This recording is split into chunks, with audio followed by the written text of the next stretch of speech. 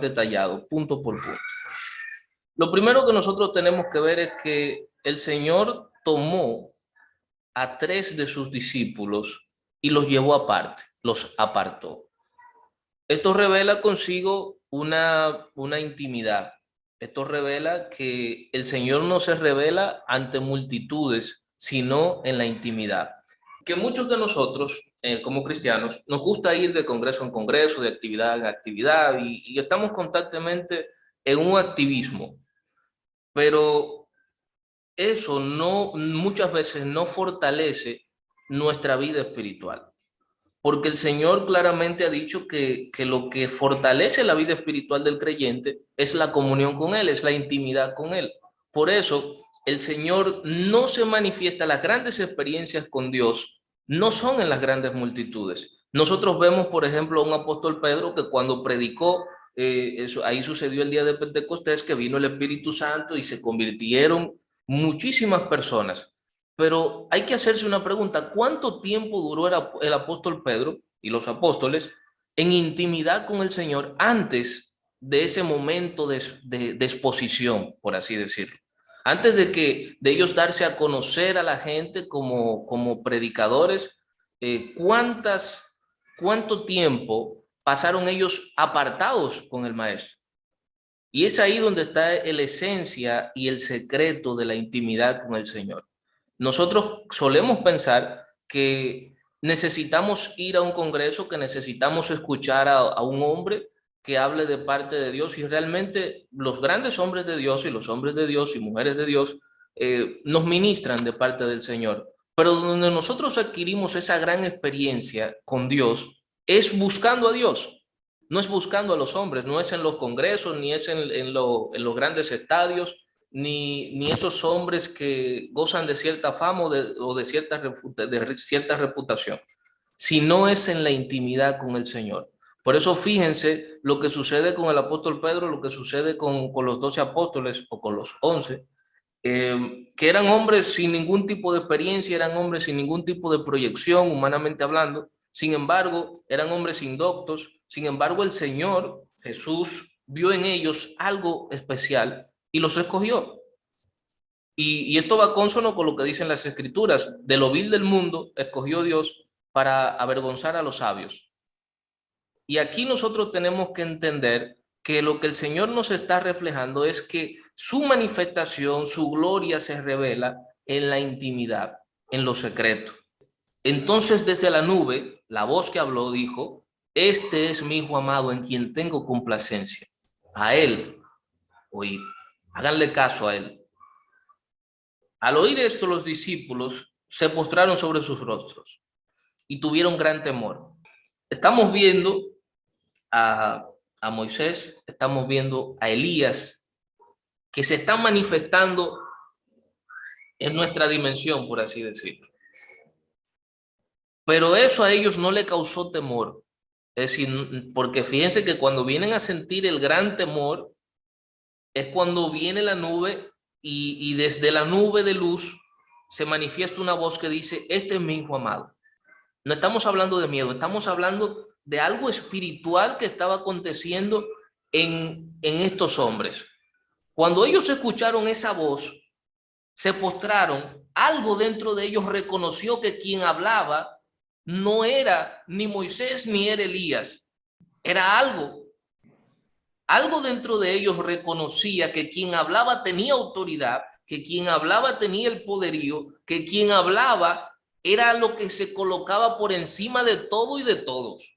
Por eso ellos dicen que tuvieron gran temor, que tuvieron una gran reverencia, que tuvieron una gran honra, aunque no vieron. Por el simple hecho de escuchar, reconocieron en su espíritu que quien hablaba era Dios. Y alzando ellos los ojos, a nadie vieron sino a Jesús.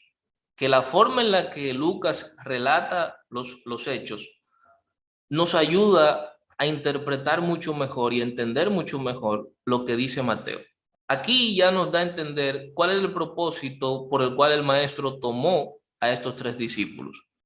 No fue para llevarlos a él manifestarles algo diferente a ellos. Se los llevó para orar.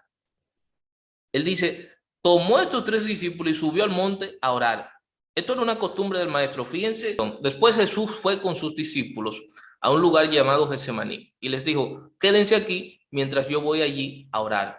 Jesús invitó a Pedro, a Santiago y a Juan para que lo acompañaran. Luego empezó a sentir una tristeza muy profunda y les dijo, estoy muy triste, siento que me voy a morir. Quédense aquí conmigo y no se duerman. Se dan cuenta del patrón. El maestro tenía por costumbre hacer esto con sus discípulos. Esto no era algo nuevo.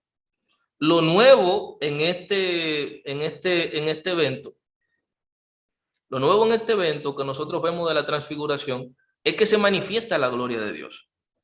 Entonces, dice que entre tanto que él oraba, dice, la apariencia de su rostro se hizo otra, se transformó, se transfiguró, y su vestido blanco se hizo resplandeciente.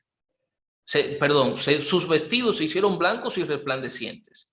Y aquí 2 varones hablaban con él, los cuales eran Moisés y Elías, y quienes aparecieron rodeados de gloria, y hablando de su partida, que iba Jesús a cumplir en Jerusalén. Pero está muy interesante el hecho de que Moisés y Elías, cuando el maestro estaba orando, hablaban con él.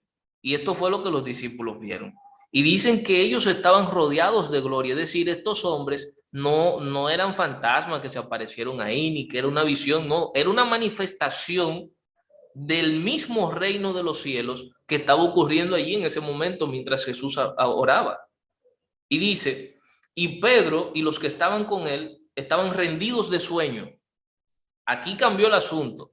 Fíjense que allí dice que ellos, en Mateo, dice que ellos se llenaron de temor, pero aquí, y que cayeron postrados sobre sus rostros. Pero fíjense cómo aquí Lucas le da otro giro al asunto y dice que ellos estaban rendidos de sueño. Y esto parece como el mismo evento que les acabo de mostrar en Mateo 26:36, cuando ellos se quedan durmiendo a pesar de que el maestro les dice que él está angustiado. Una cosa es la presencia de Dios, la presencia del Espíritu Santo, y otra cosa es la gloria de Dios. Hay ministros de la presencia de Dios y hay ministros de la gloria de Dios. Cuando la gloria de Dios se manifiesta, por lo menos en la experiencia que he podido extraer y de lo que dicen las Escrituras, produce un decaimiento físico cuando esto sucede. Fíjense lo que le sucede a Daniel en el capítulo 10. Ustedes saben que Daniel estaba ayunando, estaba orando por su pueblo. Daniel capítulo 10, versículo 4 dice, el día 24 del mes primero estaba yo a la orilla del gran río Heidekel, y alcé mis ojos y miré, y aquí un varón vestido de lino y ceñido sus lomos de oro de Ufaz, su cuerpo era como de berilo y su rostro parecía como un relámpago, está hablando de luz otra vez, y sus ojos como antorchas de fuego, y sus brazos y sus pies como de color de bronce bruñido, y el sonido de sus palabras como el estruendo de una multitud. Y solo yo, Daniel, vi aquella visión y no la vieron los hombres que estaban conmigo, sino que se apoderó de ellos un gran temor y huyeron y se escondieron.